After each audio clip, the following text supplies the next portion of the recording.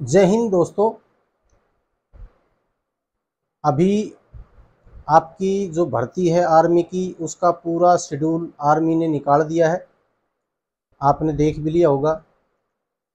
यानी अगस्त से भर्तियां स्टार्ट है और दिसंबर के अंदर ख़त्म है।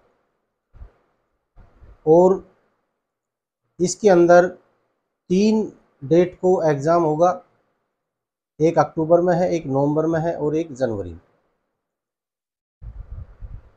तो इनका जो भर्ती जो निकाली है, इसमें अब बच्चों को कंफ्यूज ये हो रहा है कि हम फॉर्म भरें या नहीं भरें। जिन बच्चों का एग्ज़ाम बाकी है या इनरोलमेंट डेट बाकी है, जिनका एग्ज़ाम हो लिया, उनका रिज़ल्ट बाकी है, वो बच्चे थोड़ा कंफ्यूज हो रहे हैं। लेकिन उनको कंफ्यूज होने की ज़रूरत नहीं है। अभी जो एयरफोर्स के फार्म भरे गए हैं, कल तक 94,000 से ऊपर फार्म भरे जा चुके हैं, जो एक बहुत बड़ी संख्या है। तो कोई भी फॉर्म निकलता है, आप फॉर्म को भरो, भरने में कोई दिक्कत नहीं है। अगर कोर्ट आदेश देता है कि अग्निपथ योजना लागू नहीं होगी, तो भी आपके कोई परेशानी नहीं है, आप इन्हीं फॉर्मों से भर्ती देखोगे। अगर ये जो खाप पंचायत हैं या अपने हनुमान जी बेनीवाल जी हैं, वो अपने तरीके से जो काम कर रहे हैं, या जो विपक्ष या पार्टी हैं वो अपने तरीके से काम कर रही हैं, आपके लिए काम तो कर रहे हैं। लेकिन ये काम कितना सिरे चढ़ता है या नहीं चढ़ता है, इसका भविष्य के अंदर कुछ नहीं मालूम। कोशिश सभी कर रहे हैं, आपकी लड़ाई सब लड़ रहे हैं और अपने अपने तरीके से लड़ रहे हैं, और आपको इनका साथ देना भी चाहिए। अगर भविष्य के अंदर टूर ऑफ ड्यूटी कैंसिल हो जाती है, तो भी आपको इन्हीं फॉर्मों से भर्ती देखनी पड़ेगी। और कोई भी आदमी अगर परमानेंट है, तो उसको टेम्परेरी करने में बड़ा मुश्किल काम है। लेकिन कोई भी आदमी टेम्परेरी अगर नौकरी लग गया है और उसको परमानेंट करना है, तो वो सरकार के हाथ में है, वो कर भी सकती है। टूर ऑफ ड्यूटी हो सकता है बीच में ही कैंसिल हो जाए। तो आपको कम से कम ये नहीं अफसोस होगा कि मैं अगर भर्ती देखता तो टूर ऑफ ड्यूटी के तहत लग जाता और आज मैं भी परमानेंट हो जाता। सरकार ने कुछ गलतियां कर रखी हैं, हो सकता है उसमें वो सुधार करे।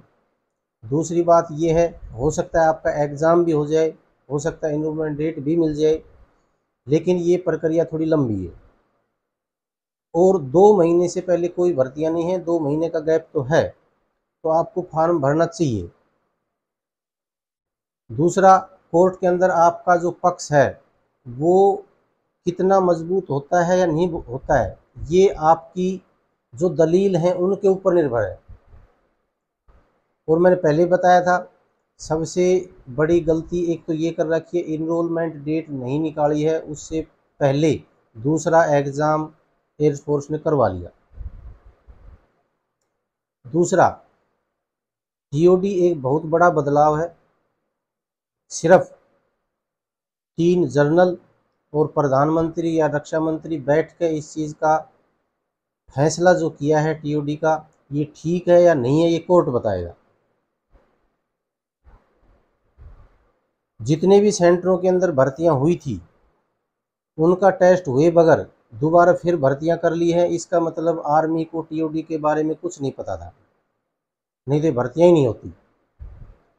रही बात अपने जनरल साहब ने, जो जनरल पुरी हैं, उन्होंने ये बताया कि जो ये बच्चे हैं, इन्होंने भर्ती देखे हुए 1 साल होगी लगभग, और कोरोना का मामला था, हो सकता है कि इनके अंदरूनी कोई बीमारी हो, ये कमज़ोर हो। तो मैं उनको याद दिलाना चाहता हूँ कि 2019